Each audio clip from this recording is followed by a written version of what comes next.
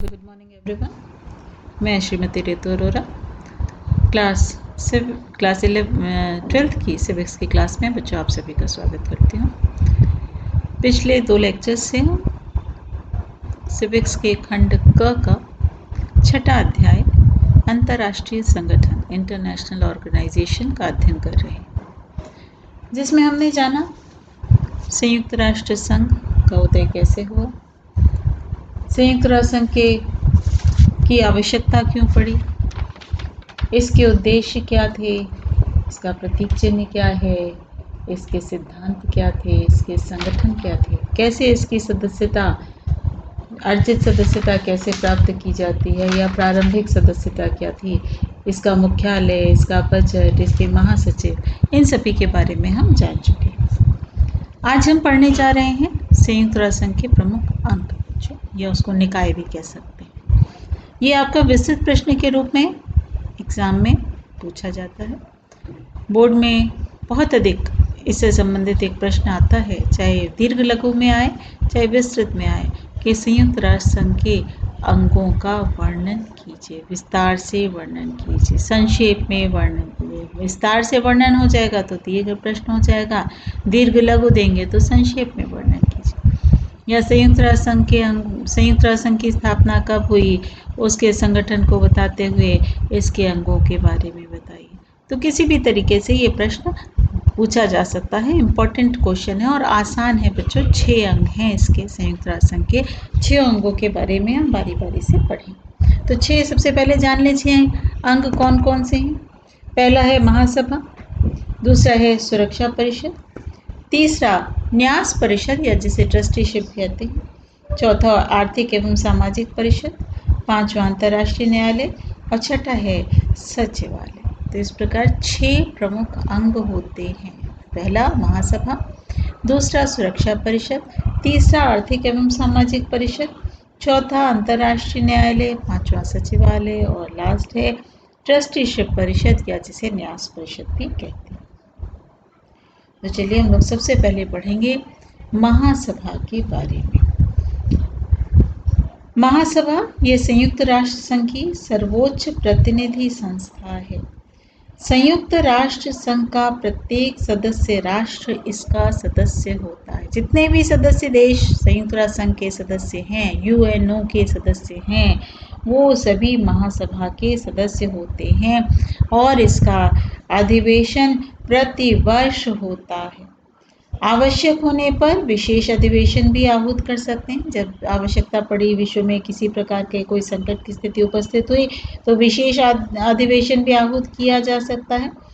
नए सदस्यों को सदस्यता देना, सुरक्षा परिषद में के अस्थायी सदस्यों का चयन करना, सुरक्षा परिषद के महासचिव की नियुक्ति करना, बजट पारित करना, ये इसके प्रमुख कार्य हैं।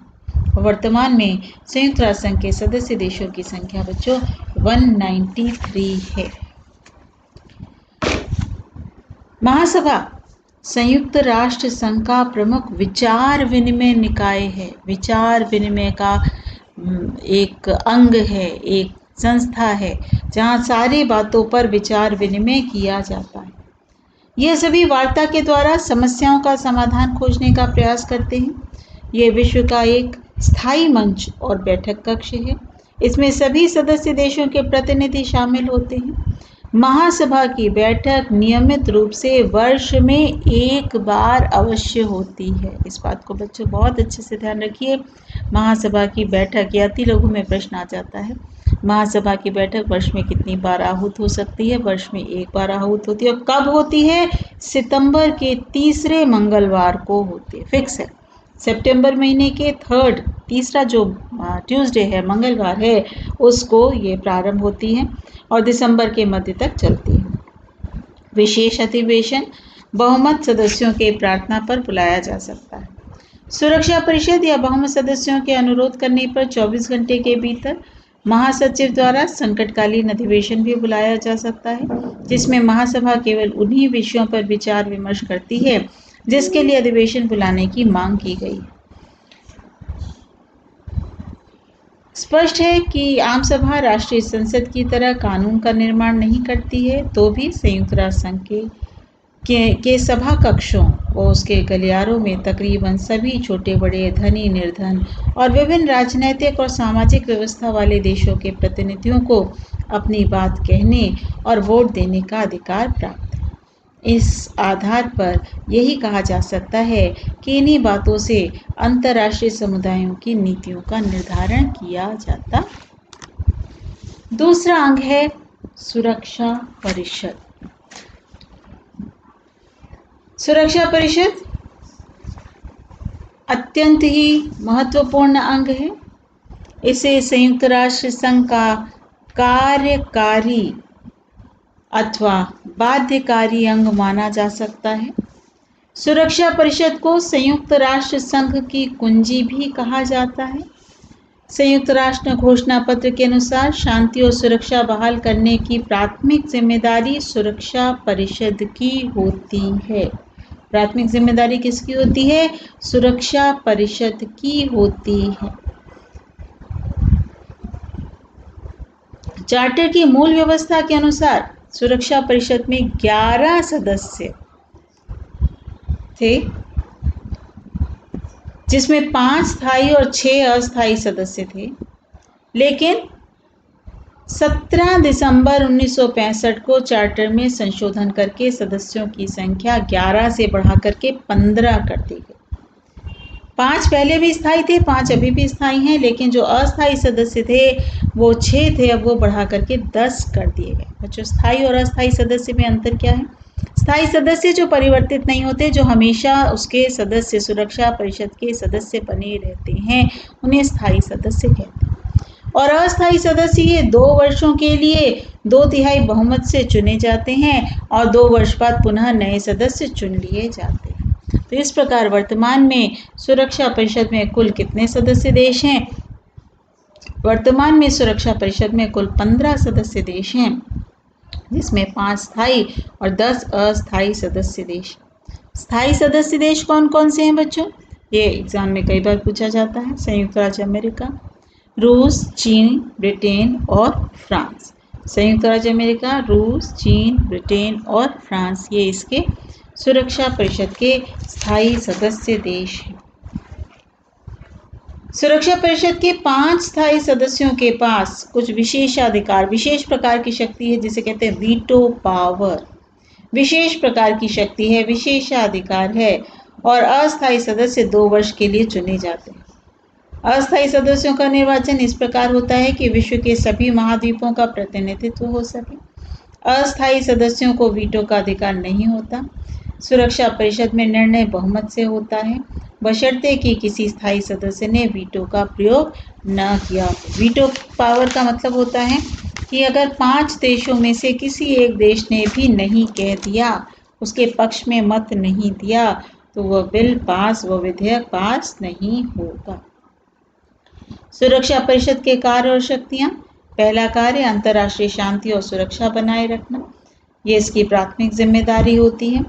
विवादों के शांतिपूर्ण निपटारे के लिए सुरक्षा परिषद कई महत्वपूर्ण कदम उठा सकती है। जिन देशों के बीच विवाद है, उन्हें सुरक्षा परिषद मध्यस्थता, पंच फैसला या न्यायिक निपटारे का सुझाव दे सकती है। यदि शांतिपूर्ण उपाय कारगर साबित नहीं होता, तो सुरक्षा परिषद अन्य ऐसे उपाय काम में लाएगी जिससे सशस्त्र बल का प्रयोग न करना पड़े।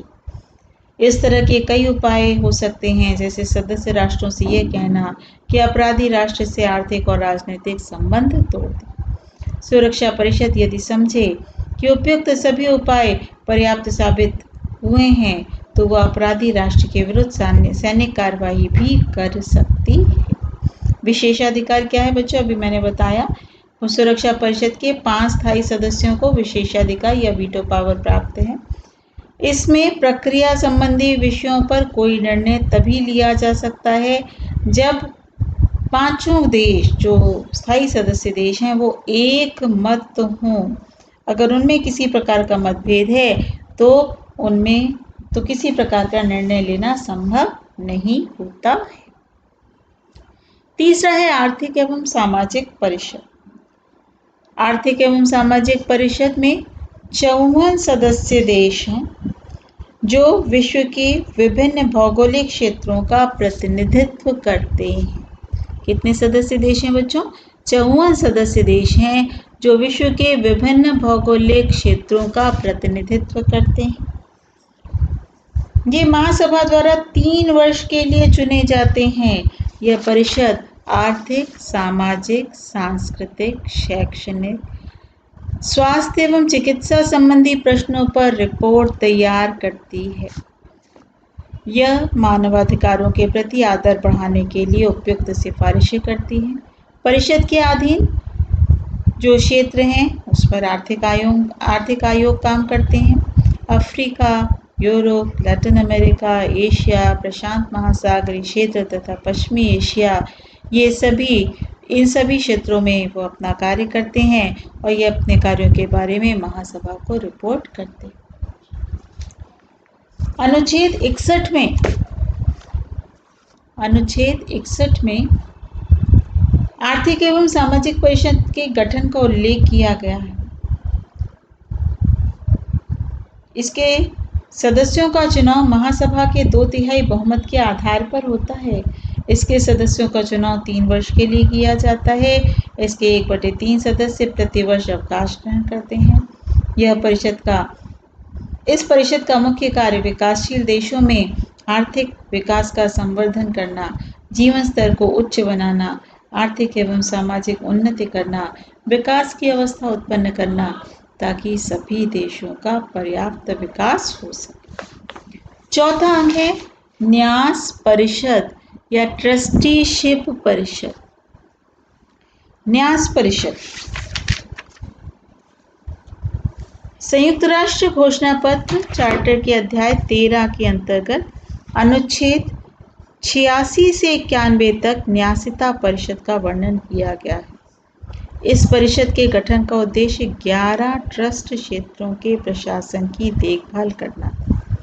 परिषद यह भी सुनिश्चित करती है कि इन क्षेत्रों के प्रशासन के लिए जिम्मेवार सरकारें प्रशासन और स्वतंत्रता की दिशा में उपयुक्त कदम बढ़ाएं।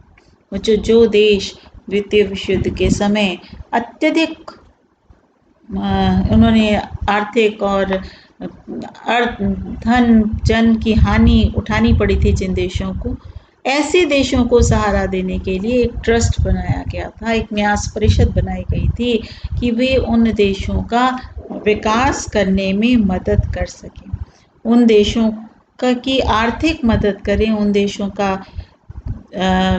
विभिन्न रूपों से उन देशों को इतनी मदद करें कि वो देश पुनः आर्थिक रूप से स्वतंत्र हो सके। तो एक ट्रस्ट गठन किया गया था जो उन देशों की मदद करता था और ऐसे में 11 देश उसमें शामिल थे उस समय। लेकिन वर्तमान समय तक ये सभी देश आर्थिक रूप से मजबूत हो चुके हैं और पूरी तरीके से स्वतंत्र हो चुके हैं। इसलिए यूएनओ के महासचिव ने इसे खत्म करने की अनुशंसा भी कर दी है। 1994 तक ही ये सभी देश स्वतंत्र क्षेत्र घोषित हो गए थे और उसके बाद धीरे धीरे इस परिषद को समाप्त कर दिया गया। अंतर्राष्ट्रीय न्यायालय यह संयुक्त राष्ट्र संघ का प्रधान न्यायिक अंग है। इसका प्रधान कार्यालय हेग नीदरलैंड्स में है बच्चों। कहाँ पर है? हेग कहाँ पर है? हेग एक शहर का नाम है और ये शहर किस देश में है? नीदरलैंड में स्थित है। अंतर्राष्ट्रीय न्यायालय में 15 न्यायाधीश होते हैं। वे महासभा और सुरक्षा परिषद द्वारा 9 वर्ष की अवधि के लिए चुने जाते हैं। हेग में न्यायालय का अधिवेशन स्थायी रूप से चलता है। न्यायालय उन विवादों पर विचार करता है जिसमें किसी संधि की व्याख्या का प्रश्न निहित है। वह अंतर्राष्ट्रीय कानूनों की व्याख्या करता है। किसी अंतर्राष्ट्रीय संधि के भंग किए जाने की स्थिति में क्षतिपूर्ति की मात्रा तय करता है।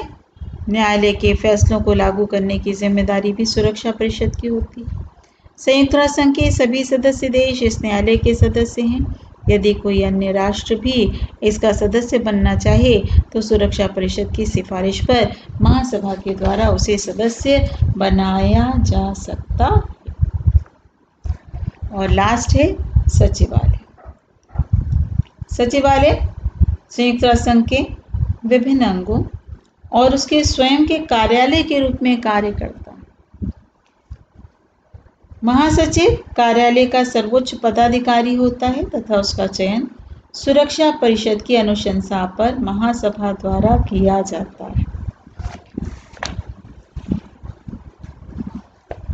संयुक्त राष्ट्र संघ के अध्याय 15 में अनुच्छेद 57 से 101 तक सचिवालय और तथा महासचिव का उल्लेख है। सचिवालय की स्थापना संयुक्त राष्ट्र संघ के एक प्रमुख अंग के रूप में की गई है। संयुक्त राष्ट्र संघ के सचिवालय में एक महासचिव और आवश्यकता अनुसार अन्य कर्मचारी होते हैं और सचिवालय का काम संयुक्त राष्ट्र संघ के प्रशासन की देखरेख करना है। वह संयुक्त राष्ट्र संबंधी सभी मामलों के बीच समन्वय कायम करता है। महासचिव सुरक्षा परिषद की सिफारिश पर महासभा के द्वारा इसको 5 वर्ष के लिए नियुक्त किया जाता है। वर्तमान में कौन है महासचिव बच्चों? मैं पिछले आपके लेक्चर में बताया था कि एंटोनियो गुटेरेस वर्तमान में सचिवालय के प्रमुख महासचिव हैं। तो संयुक्त राष्ट्र संघ के महासचिव संयुक्त राष्ट्र संघ का प्रमुख प्रशासनिक अधिकारी होता है। वह महासभा, सुरक्षा परिषद, आर्थिक सामाजिक परिषद की बैठकों में भाग लेता है। महासचिव ऐसे विषय की ओर सुरक्षा परिषद का ध्यान आकर्षित करता है जिसके कारण अंतर्राष्ट्रीय सुरक्षा खतरे में पड़ सकती है। संयुक्त राष्ट्र संघ के महासचिव कौन कौन है बच्चों? ये मैंने आपको पिछले अपने लेक्चर में भी बताया था। पहले महासचिव थे ट्राइग ली, जो नॉर्वे के थे, जिन्होंने 1946 से 1952 तक 46 से 52 तक कार्य किया।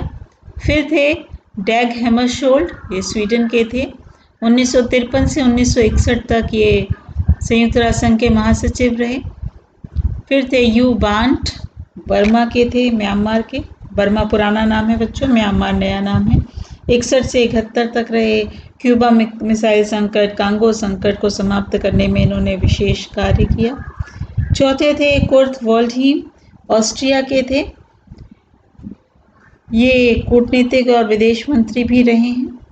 फिर थे जेवियर पेरेज दी कुयार, पेरू के थे।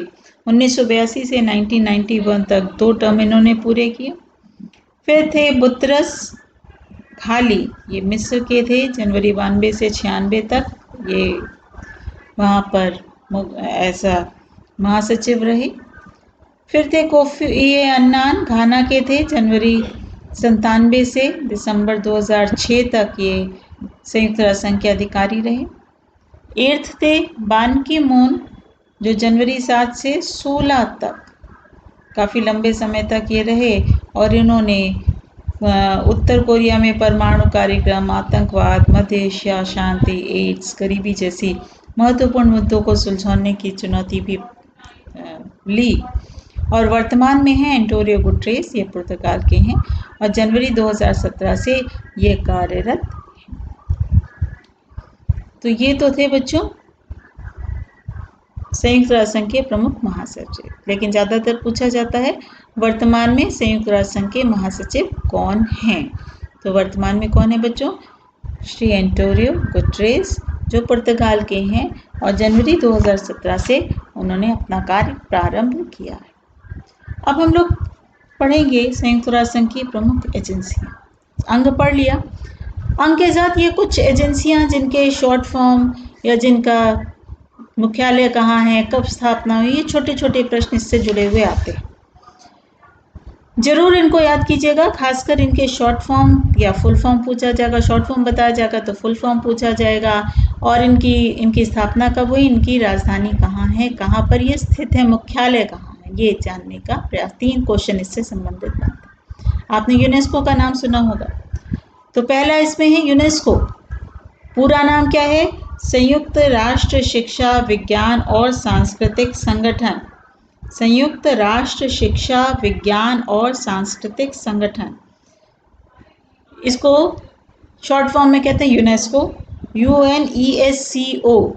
यू से यूनाइटेड, एन से नेशंस, ई से एजुकेशनल, एस से साइंटिफिक एंड सी से कल्चरल, ओ से organisation. United Nations educational, scientific and cultural organisation. 4 नवंबर 1946 को गठित यह संगठन संयुक्त राष्ट्र संघ का विशिष्ट अभिकरण है। 4 नवंबर 1946 को इसकी स्थापना हुई थी। इसका मुख्यालय पेरिस की राजधानी फ्रांस की राजधानी पेरिस में स्थित है। मैं उल्टा बोल गई, सॉरी बच्चों। दूसरा है अंतर्राष्ट्रीय मुद्रा कोष IMF, international monetary fund. IMF का पूरा नाम बताइए। तो इंटरनेशनल मॉनेटरी फंड, हिंदी में कहेंगे अंतर्राष्ट्रीय मुद्रा कोष। आप किसी में भी लिख सकते हैं, इंग्लिश में भी लिख सकते हैं और हिंदी में भी लिख सकते हैं। अंतर्राष्ट्रीय मुद्रा कोष की स्थापना 1944 में ब्रिटेन वुड्स नामक वित्तीय अधिवेशन में हुई थी। इसमें हुए समझौते के अनुसार 29 सितंबर 1945 को अंतर्राष्ट्रीय मुद्रा कोष की स्थापना हुई। 1947 में यह संयुक्त राष्ट्र संघ का अभिकरण बन गया और इसका मुख्यालय संयुक्त राज्य अमेरिका के वॉशिंगटन में स्थित है। तीसरा है WHO, विश्व स्वास्थ्य संगठन, वर्ल्ड हेल्थ ऑर्गेनाइजेशन। विश्व स्वास्थ्य संगठन WHO, world health organisation. Paris में 1921 में अंतर्राष्ट्रीय स्वास्थ्य कार्यालय की स्थापना की गई। पुराने राष्ट्र संघ के संगठन का संयुक्त राष्ट्र संघ के विश्व स्वास्थ्य संगठन के रूप में पुनर्निर्माण किया गया। इसकी स्थापना 7 अप्रैल 1948 को हुई। कब हुई बच्चों? 7 अप्रैल 1948 को हुई। विश्व में स्वास्थ्य की समस्या के समाधान हेतु इसका गठन किया गया और 7 अप्रैल को विश्व स्वास्थ्य दिवस मनाया जाता है। इसका मुख्यालय जेनेवा यानी स्विट्जरलैंड में स्थित है। मुख्यालय कहाँ है? जेनेवा में, यानी स्विट्जरलैंड देश के जेनेवा शहर में स्थित है और ये 7 अप्रैल को विश्व स्वास्थ्य दिवस मनाया जाता है। चौथा है यूनिसेफ। फुल फॉर्म क्या है? संयुक्त राष्ट्र संघ अंतर्राष्ट्रीय बाल आपातकालीन कोष। संयुक्त राष्ट्र संघ अंतर्राष्ट्रीय बाल आपातकालीन कोष। इंग्लिश में क्या कहेंगे? UNICEF, UNICEF. यूनिसेफ का फुल फॉर्म हुआ united nations children's emergency fund, united nations international children's emergency fund. United nations international children's emergency fund. इसकी स्थापना 1946 में हुई और इसका मुख्यालय अमेरिका के न्यूयॉर्क शहर में स्थित है। पांचवा है संयुक्त राष्ट्र संघ विकास कार्यक्रम, UNDP के नाम से जाना जाता है। यूनाइटेड नेशंस डेवलपमेंट प्रोग्राम के नाम से जाना जाता है। UNDP, united nations development programme, संयुक्त राष्ट्र विकास कार्यक्रम। 1965 में संयुक्त राष्ट्र विकास कार्यक्रम की स्थापना की गई। इसका मुख्यालय भी संयुक्त राज्य अमेरिका के न्यूयॉर्क शहर में स्थित है। और लास्ट है संयुक्त राष्ट्र मानवाधिकार आयोग, UNHRC, United Nations human right council. United Nations human right council, संयुक्त राष्ट्र मानवाधिकार आयोग। इसका मुख्यालय भी जेनेवा में स्थित है, यानी स्विट्जरलैंड देश के जेनेवा में है और इसकी स्थापना हुई 15 मार्च 2006 को। इसके अलावा कुछ अन्य संगठन है, लेकिन प्रमुख संगठन ये 6 हैं जिनके बारे में आपको मैंने बता दिया है। तो आज हमने जाना संयुक्त राष्ट्र संघ के अंग कौन कौन से हैं और संयुक्त राष्ट्र संघ की प्रमुख एजेंसियां या विशिष्ट एजेंसियां कौन कौन सी हैं। इसके अलावा कुछ एजेंसियां जैसे WMO, विश्व मौसम विज्ञान संगठन, अंतर्राष्ट्रीय परमाणु ऊर्जा एजेंसी, अंतर्राष्ट्रीय नागरिक उड्डयन संगठन, अंतर्राष्ट्रीय दूरसंचार, अंतर्राष्ट्रीय संयुक्त राष्ट्र औद्योगिक विकास संगठन और संयुक्त राष्ट्र शरणार्थी उच्चायोग, ये जैसी और भी एजेंसियां हैं और भी संगठन। तो आज जितना समझाया बच्चों, इससे संबंधित महत्वपूर्ण प्रश्न। पहला, संयुक्त राष्ट्र संघ की सफलता कब और क्यों हुई, इसके प्रमुख अंगों का वर्णन कीजिए। जैसे मैंने आपको लेक्चर शुरू करते समय बताया कि ये विस्तृत प्रश्न आता है, तो ये मैंने एक दीर्घ उत्तरीय प्रश्न आपको इसीलिए करने को के लिए दे दिया है। दूसरा, यूनेस्को का पूरा नाम बताइए। ये भी मैंने आपसे कहा कि शॉर्ट फॉर्म या उसका मुख्यालय कहाँ है, ये आता है। तीसरा, WHO का मुख्यालय कहाँ स्थित है। चौथा प्रश्न, अंतर्राष्ट्रीय न्यायालय कहाँ स्थित है। सारे प्रश्न आपको बताए गए हैं बीच में। पांचवा, सुरक्षा परिषद के स्थायी सदस्य देशों के नाम बताइए। और लास्ट क्वेश्चन, यूएनओ के वर्तमान महासचिव कौन है। आज के लिए इतना ही बच्चों। नेक्स्ट लेक्चर में हम लोग फिर मिलेंगे, तब हम लोग जानेंगे कि शीत युद्ध के बाद संयुक्त राष्ट्र संघ में सुधार क्या हुआ क्या नहीं हुआ, इसके बारे में चर्चा करेंगे। Thank you.